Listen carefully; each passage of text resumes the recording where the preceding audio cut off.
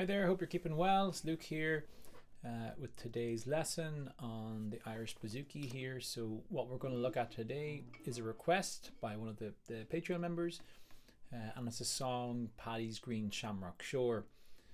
So well-known song, really suits Bouzouki really well. It's an immigration song in terms of the story. Unsure actually who the author is. I'm not sure if that's known or not. But yeah, good request for Bouzouki, works really well. Has been covered by lots of different artists. Paul Brady, Derry Fard has done it. Lots of people have done it.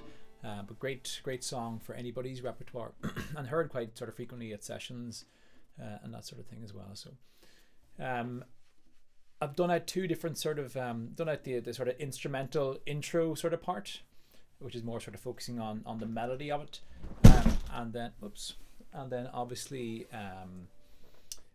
just the actual backing of the verses as well. Obviously it's not as complicated, and it's more sort of straight chords and stuff, and obviously nice to have the contrast between the instrumental parts and then there's the vocal backing as well.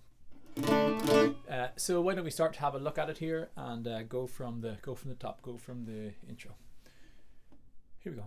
Just to say as well, sorry, so I'm not playing this any capo on. If you want to look up Paul Brady, I think he plays with capo on 3, bringing up to F.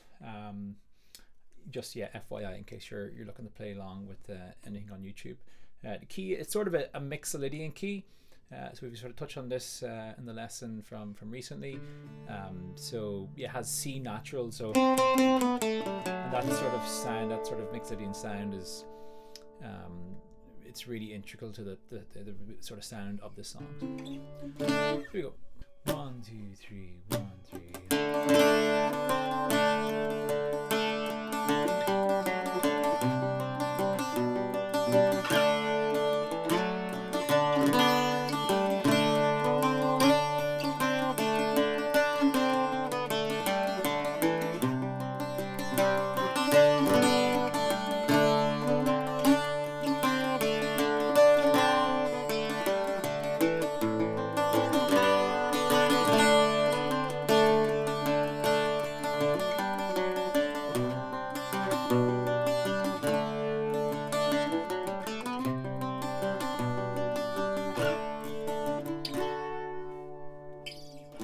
Okay, so that's sort of the intro, and then it's sort of a quick little link at the end as well, what Paul Brady does.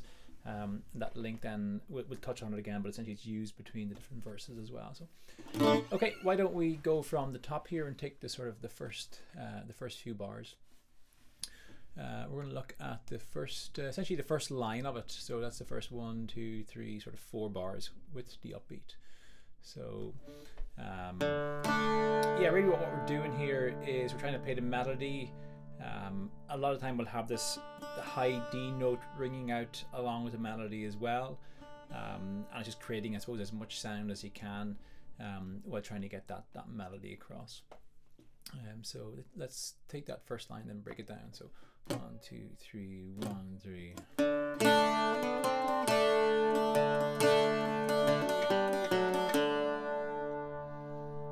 Okay, again, 1, 2, 3, 1, 3.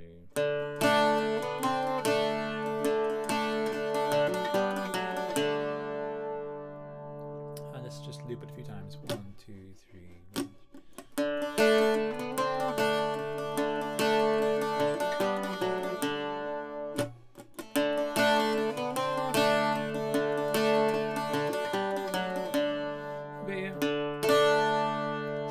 Obviously just on the A string, you know, the low D up to the A, B, C, A, and then I'm playing them high Ds along with some of them notes. So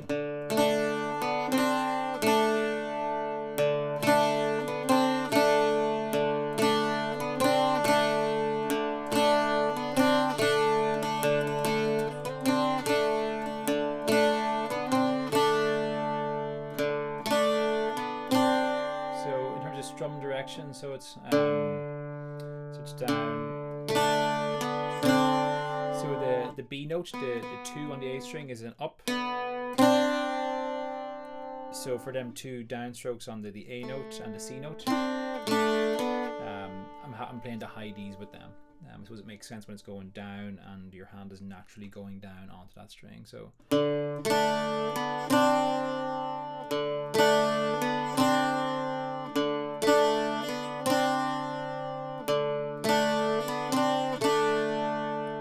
then the next A as well, which is that open A string. So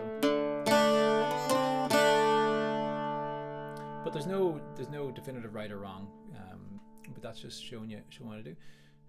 Okay.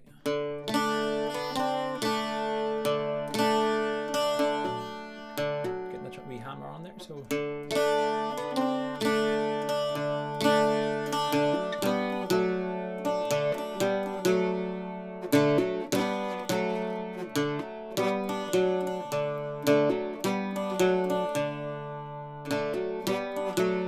that's a quick G chord. Essentially it's that sort of like a, if you wanted to strum it, it'd be a 0, 5, 2, 0. We're not playing the low bass string, so it's a bit of a stretch here, to be honest. When you're playing in D, it's a lot easier if you do cap up to an E or an F. You probably need your hammer on to be on that ring finger. So it's a quick G to a D. Your G nearly needs to be your little finger and your index. It's definitely easier to use maybe an index and a ring if you are capping up and doing something like that. But for here, I probably need to do that. So the melody there is sort of that bam, bam, bam, bam, bam, bam, G, F sharp, D. Then we're making chords out of the G note, so we're making that into a G chord by putting that B note on. So it's parallel third, so a G and a B to an F sharp and an A. And then our D note, which part of the melody has an A with it as well. And then we're doing our little trick of playing the high D between them all. So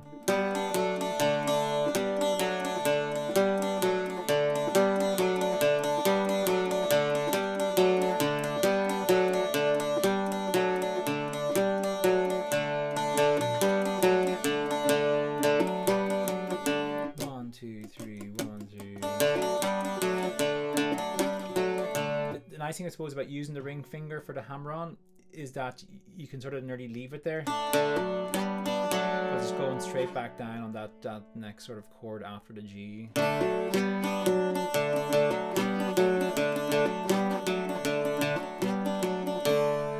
Okay, let's try and put that whole first line together. I suppose the good thing about this song is that there's a fair bit in it and a few stretches and things, but like the form of it, it's A B B A. So this first line here is essentially the same as the last line. So what does it mean? A B B A. The first phrase is A. The next phrase is B. The third phrase is another B. So it's sort of same as the second one. And then the fourth phrase is another A. Okay. 1 2 3 1 2.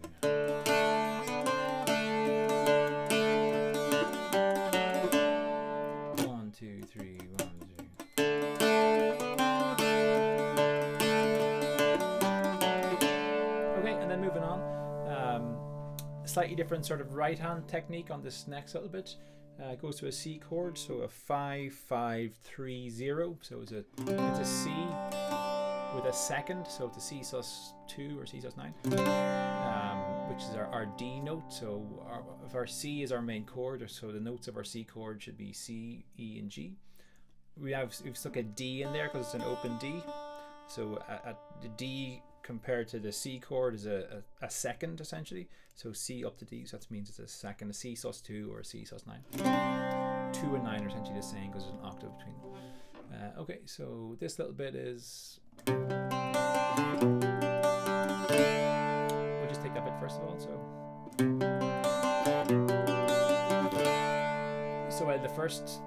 the first line had been more pluck, and this is very much a bit more just arpeggiated, sort of straight arpeggio. So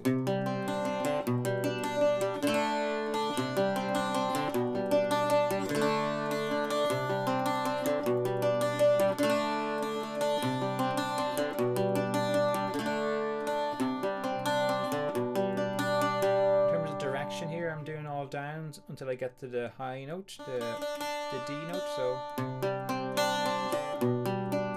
that's where I'm changing direction, is on this high D note. So, and the same for the chord after it, which is our G first inversion. So our G chord is here. First inversion means that the third of the chord is in the bass. So the third of our G chord is our B, G, A, B, up a third, and that's stuck in the bass. So, and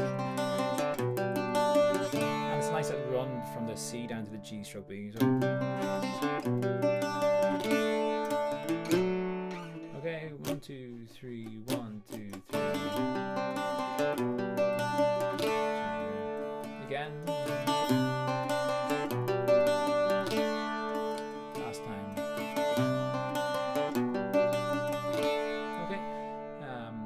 I just sort of round off this phrase with a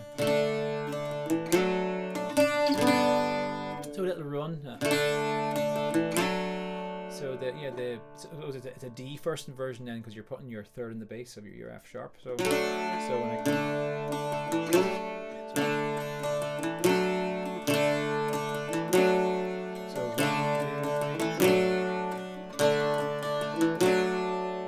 I should have said at the start, this is obviously in 3/4 time. So here we've got that sort of standard D. So 1, 2, 3.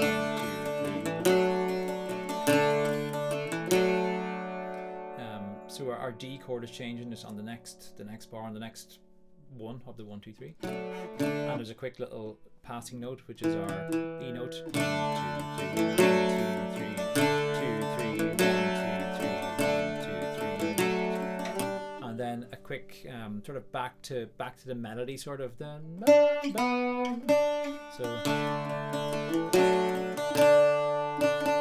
trying to reinforce that note, the D note, because it's part of the melody. So I've done a 0, 5, 0, which are all Ds, because the melody now here is going. So I'm back to that. I'm moving away from that arpeggio idea. I'm moving back to the melody. So.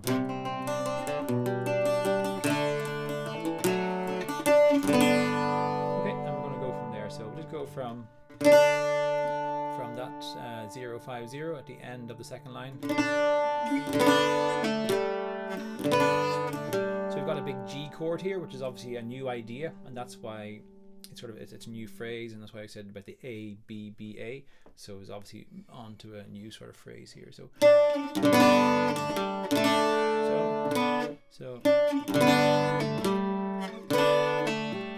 try and get that so that's the melody, B, A, G. Trying to get the A note as a sort of a pull off, so I'm not using my right hand, just pulling it.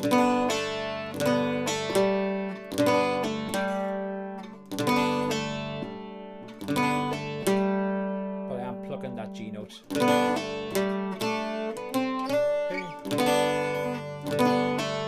And get a good sort of grip of it. Okay. And then we slide there up to that. It's a D note, the 5th fret on the A string. So. I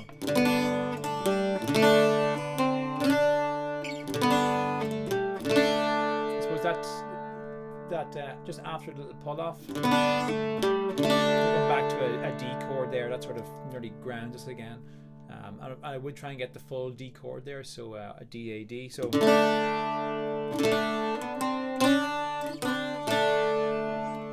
okay, let's run a couple of bars here. So 1, 2, 3, 1, 2. That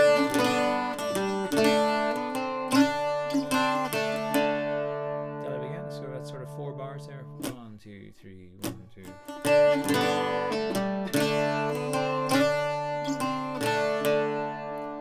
2, 3, 1, 2.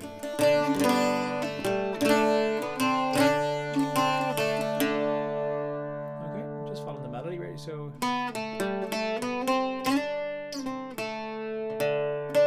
Okay, one more time. 1, 2, 3, 1, 2.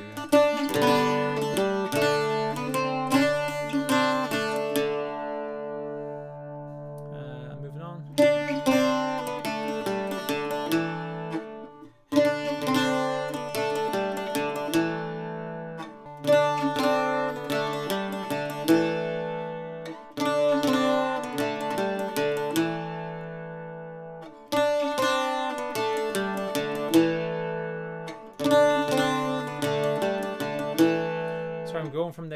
So 1, 2, 3, 4, 5. So the 5th bar along that 3rd line, I'm going from the last sort of chord of it. So the 0, 5, 0. So it's sort of the upbeat to the last 2 bars on that 3rd line. So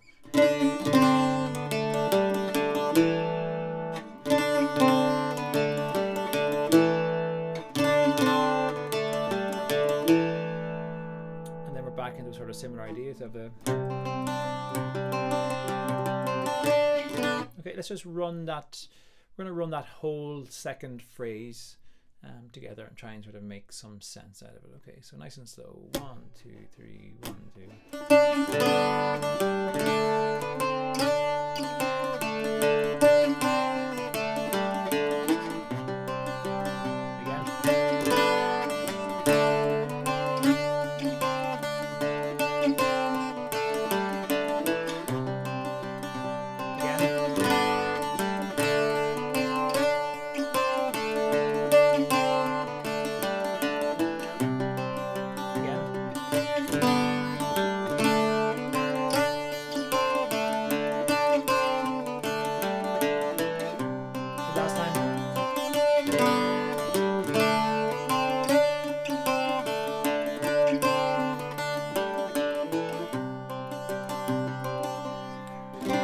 Okay, that's the sort of the 2nd phrase.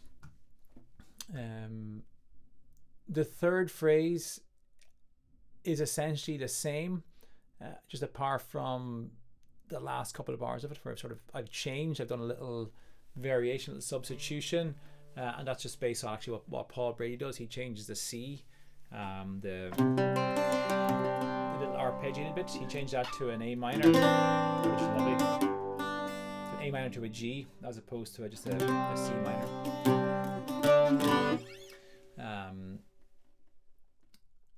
So let's run that the 3rd phrase. Okay, so it's the same thing apart from just the last couple of bars. So 1, 2, 3, 1, 2.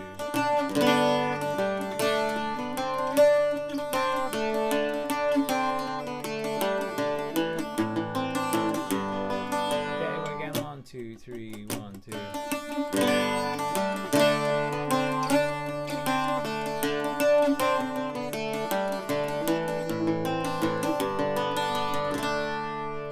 A little bit of advice is that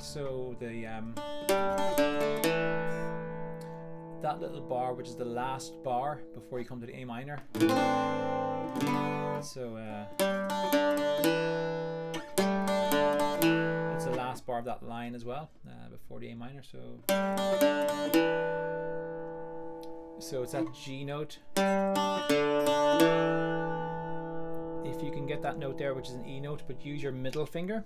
I would always use my 1st finger here because it's sort of the 2nd note of the scale. But if you use your middle finger instead, so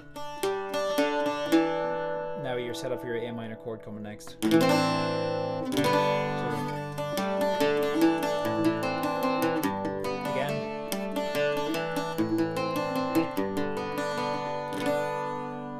The 3rd line again, or the 3rd phrase. So 1, 2, 3, 1.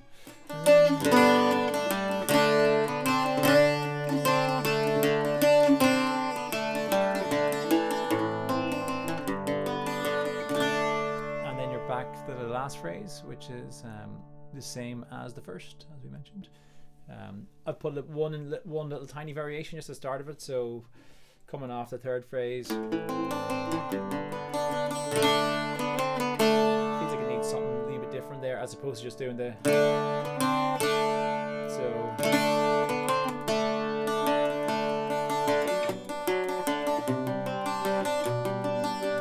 same again. So 1, 2, 3, 1, 2, 3.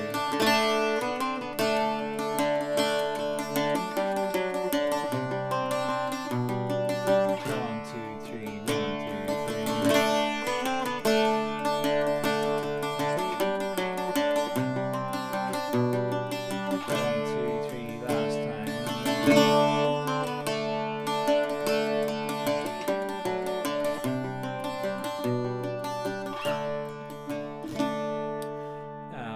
So the way you probably might come out of this is into that link which I mentioned, which is sort of it's getting to that C chord and it's putting in a nice little run, just a scale. We've done it before in different things, so I'll just show you very very slowly here. So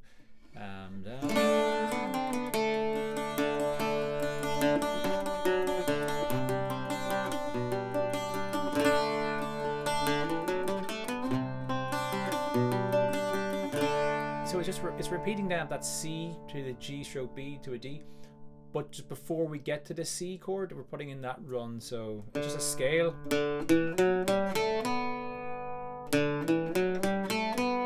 So in the mixed Lydian key, so it's a D, E, F sharp, G, A, B, C natural. Fingering wise, I would just do my normal sort of scale. So second finger, third finger, middle finger, ring finger, open. Now I would normally do just a middle finger here for a C, but I'm going to slide this one up, and that gets me where I need to be with my fingers on my fingers on the top, the bass strings here. So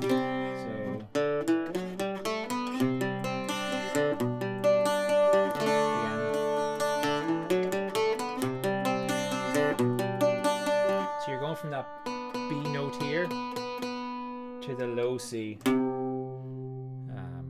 Yeah, 2, 3, 1.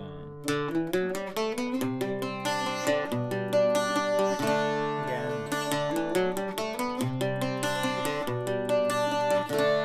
And if you listen to Paul Brady, Andy Irvine's doing something in counterpoint to the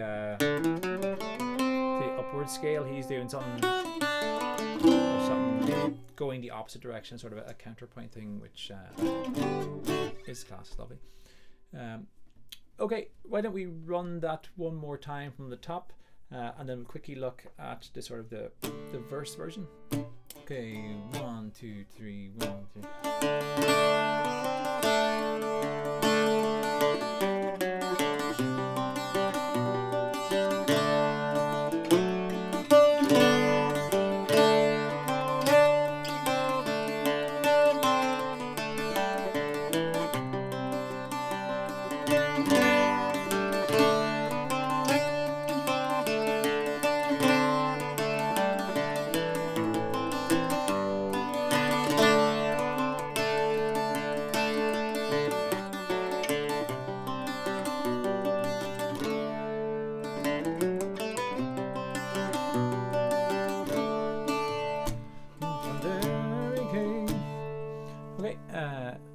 and moving on to the verse is kept very simple, so it's the same chords as above. I'm not going to dwell too long on it, because if you can get the top part, this bottom part for the verse will be absolutely no issue. So just from a timing counting point of view, the bar lines are obviously quite short here, but it's just 1, 2, 3 in each of them. So 1, 2, 3, 1, 2, 3, 1, 2, 3, 1, 2, 3, 1, 2, 3.